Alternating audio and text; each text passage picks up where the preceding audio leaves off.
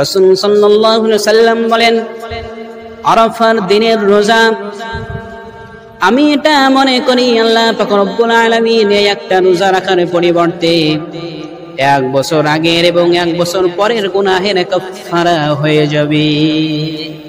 আরাফাত দিনের একটা রোজা 1 বছর আগের এবং 1 বছর পরের গুনাহের কাফারা হয়ে যাবে। বলুন সুবহানাল্লাহ।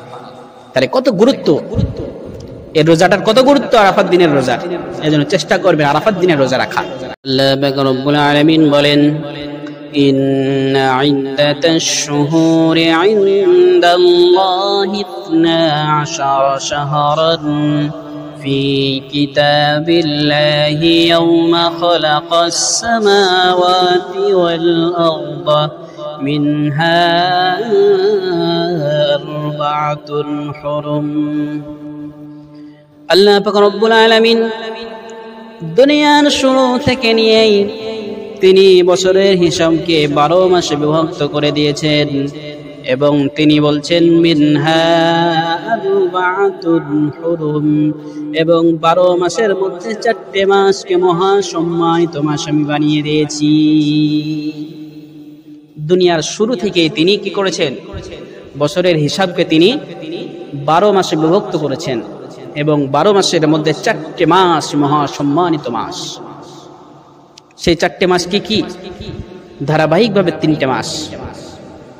এখন যে মাসটা চলছে সেটা হচ্ছে যুলকাদা, এর পরের মাস হচ্ছে যুলহিজ্জা, তারপরের মাস মুহররম। এই 3টে মাস এবং শাবানের আগের মাস রজব মাস। তাহলে রজব, যুলকাদা, যুলহিজ্জা আর মুহররম, এই 4টে মাস আল্লাহ রাব্বুল আলামিনের কাছে মহা সম্মানিত মাস। শুধু মুসলিমরাই নয়, মক্কার কাফির মুশরিকরাও এই 4টে মাসের সম্মান করত। তারা এই 4টে মাসে তারা যুদ্ধ, তারা দ্বন্দ্ব ফাসাদ থেকে তারা নিজেকে বাঁচিয়ে রাখত। তো আমরা জানলাম যে 4টে মাস সম্মানিত মাস। এই 4টে মাসের মধ্যেও কিছু এমন দিন আছে যেটা আল্লাহ রাব্বুল আলামিনের কাছে অধিক সম্মানিত এবং তিনি সম্মানী বানিয়েছেন। সেই দিনগুলো কোন দিনগুলো? সেই দিনগুলো হচ্ছে যুলহিজ্জা, অর্থাৎ যে মাসটা পড়ছে আমাদের আগে, সেই মাসের 1 তারিখ থেকে নিয়ে 10 তারিখ পর্যন্ত যুলহিজ্জা মাসের 10 দিন। এটা কেন সম্মানীয়? আল্লাহ রাব্বুল আলামিন কোরআন কারীমের মধ্যে এই দিনগুলোর কসম করেছেন। তিনি বলেন, ওয়াল ফাজরি ওয়া লায়ালিন আশর, 10 রাতের কসম করে তিনি বললেন, 10 রাতের কসম। রাইসুল মুফাসসিরিন আব্দুল্লাহ ইবনে আব্বাস আর অনেক সাহাবীয়ে কিরাম, অনেকের মত এই ওয়ালায়ালিন আশর অর্থাৎ 10 রাত থেকে উদ্দেশ্য হচ্ছে যুলহিজ্জা মাসের 10 দিন। তাহলে যুলহিজ্জা মাসের এই 10 রাত আল্লাহ পাক রব্বুল আলামিনের উদ্দেশ্য যুলহিজ্জা মাসের এই 10টা দিন মহা সম্মানিত দিন। এটা এই জন্য যে এই 10 দিনের মধ্যেই ইসলামের মৌলিক বিধান সমূহের একটা বিধান হচ্ছে হজ, সেটা পালন করা হয়। এবং এই 10 দিনের মধ্যেই ইব্রাহিম আলাইহিস সালামের সুন্নাত এবং আমাদের দ্বিতীয় বড় উৎসব কুরবানি, এটাও পালন করা হয়। তাহলে এই দিনগুলোর মধ্যে ইসলামের মৌলিক বিধান সমূহের প্রায় সব জিনিসগুলো চলে আসছে।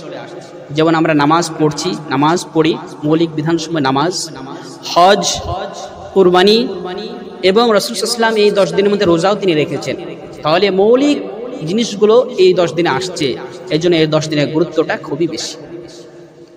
শুধু তাই নয়, রাসূল সাল্লাল্লাহু আলাইহি ওয়াসাল্লাম বললেন, আফজালুল আইয়ামি আইয়ামুল আশর, দিন সমূহের মধ্যে সব থেকে উত্তম দিন হলো এই 10 দিন। রাসূল সাল্লাল্লাহু আলাইহি ওয়াসাল্লাম বলছেন সব থেকে উত্তম দিন হচ্ছে এই 10 দিন। তাহলে এই 10 দিনের গুরুত্বটা খুবই বেশি। কোরআন এবং হাদিস থেকে এর প্রমাণ পাওয়া যায় যে দিনের গুরুত্ব আছে। রাসূল সাল্লাল্লাহু আলাইহি ওয়াসাল্লাম এই 10 দিন কি করতেন জানা দরকার আছে না? আছে।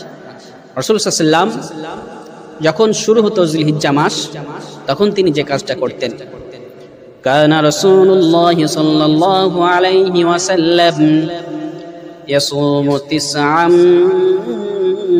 মিন জিলহিজ্জা, যুলহিজ্জা মাস তখন শুরু হতো, তখন রাসূল করিম সাল্লাল্লাহু আলাইহি ওয়াসাল্লাম এক জিলহিজ্জা থেকে নিয়ে 9 জিলহিজ্জা পর্যন্ত টানা 9টা দিন তিনি রোজা রাখতেন। টানা 9টা দিন তিনি করতেন, রোজা রাখতেন, 1 থেকে নিয়ে 9 তারিখ পর্যন্ত তার আমল ছিল এটা। এবং 10ম দিনে তিনি কি করতেন, সকালবেলায় কিছু না খেয়ে কুরবানির মাঠে যেতেন। কুরবানির নামাজ পড়ানোর পর বাড়িতে এসে তিনি কুরবানির পশু জবাই করার পরে কুরবানির পশুর বিশেষ অংশ কলিজা দিয়ে তিনি কি করতেন, খাবার শুরু করতেন। এবার এই যে কথাটা যে কুরবানির দিন কিছু না খেয়ে যাওয়া, এটা মুস্তাহাব। এটা কি মুস্তাহাব? যদি কেউ করেন আলহামদুলিল্লাহ, খুবই ভালো। এটা মুস্তাহাব। আপনি না খেয়ে গেলেন এবং কুরবানি পশু দিয়ে ঈদের নামাজ পর কি করলেন, শুরু করলেন। যেহেতু আল্লাহ রাব্বুল আলামিন পক্ষ থেকে আমাদের সেই দিন দাওয়াত থাকে, তাহলে আল্লাহ রাব্বুল আলামিন পক্ষ থেকে দাওয়াতের কারণে সেটা আমাদের কি করা, না খেয়ে থাকা এবং তার দাওয়াত যে খানা কুরবানির গোশত তা দিয়ে খাওয়া শুরু করা, এটা মুস্তাহাব আমল। তবে দেখা যাচ্ছে না খেয়ে আছি, অনেক দেরি লাগছে কোরবানি হতে, তাহলে খাবো না, অবশ্যই খেতে পারেন, কোনো অসুবিধা নাই। তবে এটা মুস্তাহাব কাজ। অনেকে এটাকে আবার রোজা মনে করে, এটা কিন্তু রোজা নয়। রোজা হতে হলে সুবে সাদিক, সকাল থেকে নিয়ে সন্ধ্যা পর্যন্ত, এটার নাম হচ্ছে রোজা, এটা কিন্তু রোজা নয়। হ্যাঁ, হুজুর ইসলাম 1 তারিখ থেকে 9 তারিখ পর্যন্ত রোজা করতেন। যদি কেউ রোজা রাখতে চান তাহলে 1 তারিখ থেকে 9 তারিখ পর্যন্ত অবশ্যই রোজা করবেন, এটা অনেক সওয়াব আছে। এর মধ্যে আর একটা দিন আছে আরাফাত দিন।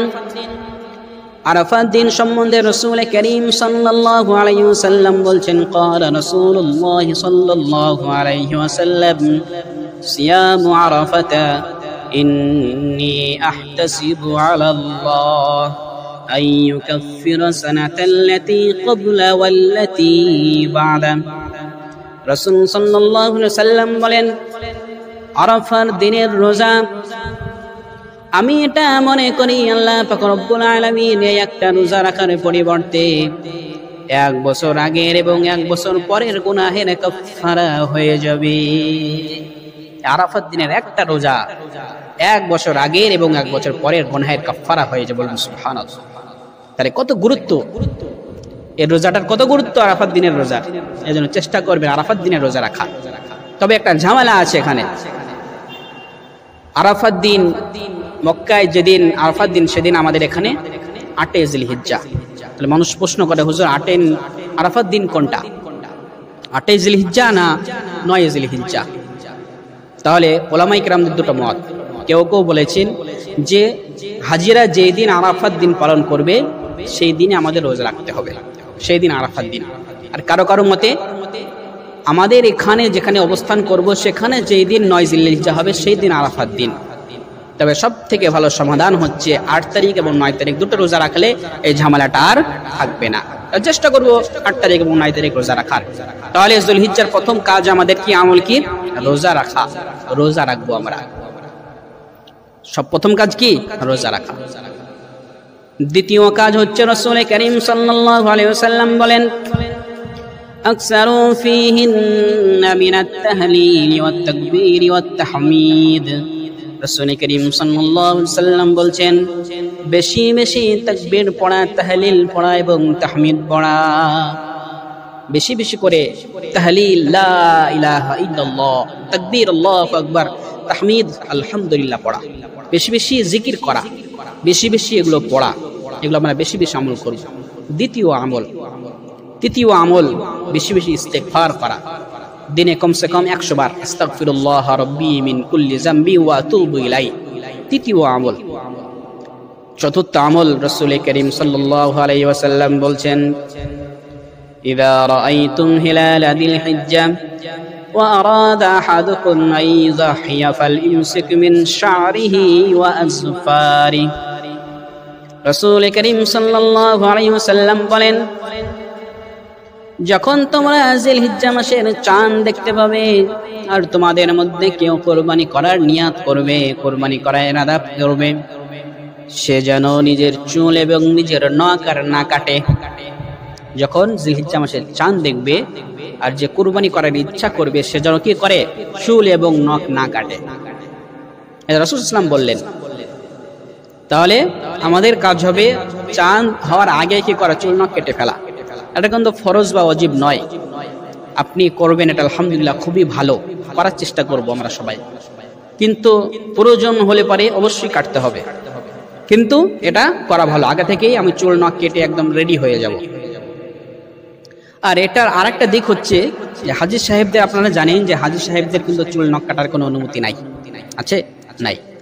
কারণ তারা উস্কো খুস্কো চুল নিয়ে তারা আল্লাহর দরবারে গিয়েছে, আল্লাহর দরবারে তারা চক্কর লাগাবে, আল্লাহকে বলবে, ওগো আল্লাহ তাআলা, তোমার ধ্যানে আমরা পাগল, তোমার ধ্যানে আমরা মগ্ন, আমরা না চুলের খেয়াল না নখের খেয়াল, আমরা সব ভুলে গিয়েছি, শুধু আমরা তোমাকে চাই, তোমাকে চাই। হাজী সাহেবরা তো ওখানে গিয়ে এগুলো করছেন। আমরা যারা যেতে পারিনি, আমাদের যে সৌভাগ্য হয়নি, আমরা এখান থেকেই তাদের সেই আমলটা এখান থেকে আমরা করার চেষ্টা করব। এখান থেকেই আমরা সেই রকম ইউনিটি করে আমরা আল্লাহ তাআলাকে বলবো, আল্লাহ তাআলা, আমরা ওখানে যেতে পারিনি, কিন্তু আমরা নিজের জায়গায় অবস্থান করে আমরা নিজের চুল নিজের নখ না কেটেও আমরাও তোমার ধ্যানে মগ্ন আছি, গো আল্লাহ তাআলা, আমাদেরও গুনাহ তুমি মাফ করো। বুঝতে পারছেন না? তাহলে কত সহজ কাজ, এলো চেষ্টা করতে হবে আমাদের। তাহলে চাঁদ ওঠার আগে আগে আমাদের নখ চুল কেটে ফেলা, এটা হচ্ছে চতুর্থ আমল। পঞ্চম আমল, আমাদের সকলের নিয়াতকে ঠিক করতে হবে। আমরা সকলে জানি হাদিস সমূহের যত বই কিতাব আছে, প্রত্যেকটা কিতাবের শুরুতেই একটা হাদিস নিয়ে আসা হয়, ইন্নামাল আমালু বিন্নিয়াত ইন্নামাল আমালু বিল খাওয়াতিম। প্রত্যেকটা কাজ নির্ভর করে নিয়াতের উপরে, এবং ভালো কাজ নির্ভর করে শেষ পরিণতির উপরে। তাহলে নিয়াত যেমন হবে সেরকম কি হবে, কাজ হবে। এজন্য আমরা যারা কুরবানি দিব, আমাদের নিয়াত একদম পাক্কা হতে হবে যে আল্লাহ, আমরা শুধুমাত্র আল্লাহ তাআলার জন্যই দিচ্ছি, কারোর জন্য নয়। আমরা কার জন্য দিচ্ছি? আল্লাহর জন্য, কারোর জন্য নয়। লোকে কি বলবে না দিলে, বাড়িতে অনেক ছেলে আছে, কি খাবে, অন্যের বাড়িতে তাকাবে, বাড়িতে জামাই যে আসবে, এগুলো নয়। আমাদের উদ্দেশ্য হবে আল্লাহ তাআলা খুশি হয়ে যাবে। এগুলো নিয়াত করতে গেলে বোকামু, এগুলো কি, এগুলো বোকামি নয়। আমি গরু কিনতে গেলাম, গাই গরু কিনবো, আমি যদি তাকে জিজ্ঞাসা করি যে গোবর কতটা দেয়, তাহলে আমি বোকা নয়? আমাকে জিজ্ঞাসা করতে হবে দুধ কতটা দেয়, দুধ কতটা দেয়, সেই অনুপাতে আমি গরু নিয়ে আসবো, গোবর তো এমনি পাবো। তাহলে আমার নিয়াত হবে আমি আল্লাহর জন্য কোরবানি দিচ্ছি, গোশত আমি পাবোই। আর যদি আমি নিয়াত করি লোকে কি বলবে, তাহলে কি হলো, কোরবানি হলো না, শুধু গোশত খাওয়াই হলো। এই জন্য নিয়াত আমাদের ঠিক করতে হবে। আল্লাহ রাব্বুল আলামিন আমাদের সকলকে আমল করার তৌফিক দান।